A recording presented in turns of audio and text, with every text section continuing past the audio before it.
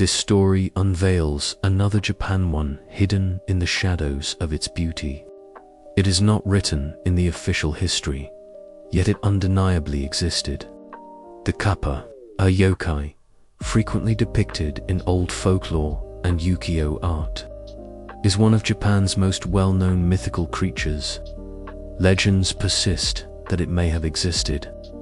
Its stories vary by region across Japan, with differing appearances and behaviors, yet many shared traits. It is said to have greenish or scaly skin, a shell on its back, and a dish on its head filled with water. If this dish dries out, the kappa loses its power and may even die. At Monzoji Temple in Ibaraki Prefecture, a kappa's hand is preserved. Kept securely in a wooden box, the hand appears severed at the radius, an ulna, measuring about 10 centimeters from wrist to fingertip. Long and slender, with faint webbing, it retains traces of hair despite being desiccated. Surprisingly small, it resembles the hand of a toddler. It is said that after the box is opened, rain inexplicably falls the next day. In one village, a folktale about the kappa has been passed down for generations, but behind it lies a quiet, terrifying truth that has never been spoken. The story takes place in a rural village toward the end of the Edo period. Endless rice fields and boats passing on the river.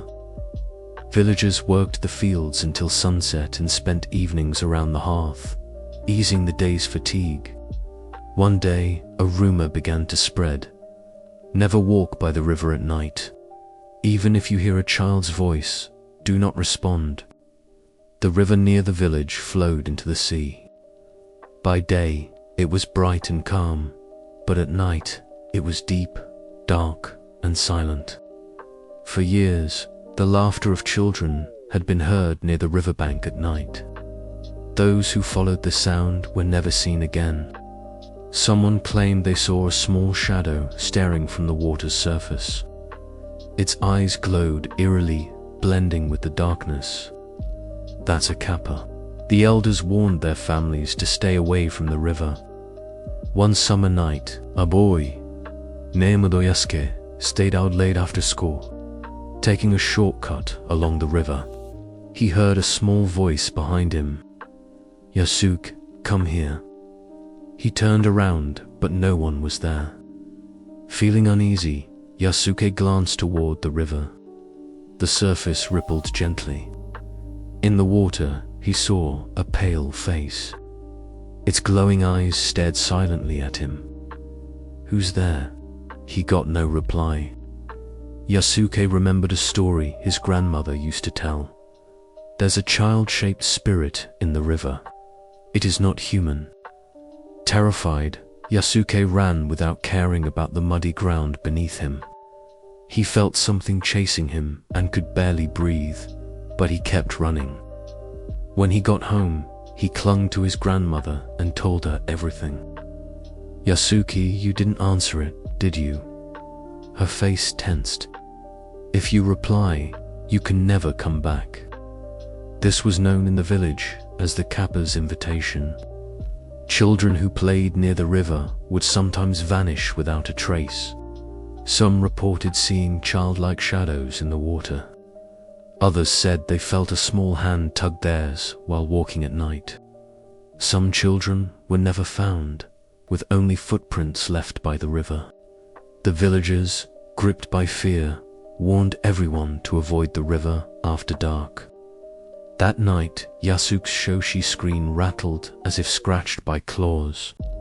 "Yasuke, come here." He heard it's the same voice from the river. His body froze. At that moment, his grandmother stood up and shouted, "Don't answer it, Yasuke." With trembling hands, she grabbed salt and scattered it around the room. Then, chanting a sutra in a hoarse voice, she prayed with desperation. The sound of water echoed outside. Then all noises and presence vanished. "Pretend you didn't hear it." Her voice was low and shaking. Yasuko could only nod silently. He never spoke of that night again. Saying it aloud might bring it back, he was too afraid. But a few days later, a child disappeared from the village. They had been playing outside at dusk and never came home. Tiny footprints remained by the river. Then another child vanished. Then another. The village was consumed by fear. Children were kept inside, doors locked before sunset. No one walked the night paths. Silence spread across the town. No one went near the river. One evening, a light flickered in the village meeting hall. Mothers pleaded with trembling voices, and fathers slumped in despair. Whether they had children or not, all shared the same fear. Then an old man entered. With long white hair and a face wrinkled with age, he was the village's priest. Slowly, he began to speak of an old legend. Kappa don't just drown people, they sometimes disguise themselves as children to increase their numbers. His deep voice pierced the heavy air. Is there no way to save our children? The villagers asked. The priest revealed a method. Kappa love cucumbers and sake. Offer these at the river and pray. If your prayers reach them, you might reclaim the lost souls. The villagers decided to follow the priest's advice. The next day, they gathered all the cucumbers and sake in the village and placed them by the river. The moonlight shone on the water. Not a breeze stirred. They gathered and prayed. Please, return our children. Give them back. At that moment, the river's surface churned. From the waves, small hands emerged, those of the missing children. Come back. Yasuki, frozen with fear, reached out bravely. The hand was cold, thin, and wet. He felt water envelop his arm, pulling him. But as he pulled with all his strength, pale faces rose from the depths. Their hair tangled in algae, their eyes lifeless, their faces glowing under the moon. Soaked kimono clung heavily to them as they stumbled ashore. Yasuke could only watch in awe. Then he noticed the cucumber and sake offerings had vanished, and in the river's depths, a shadow lingered. A small, green, glistening figure with a dish-like head caught the moonlight. That shadow sank silently into the deep.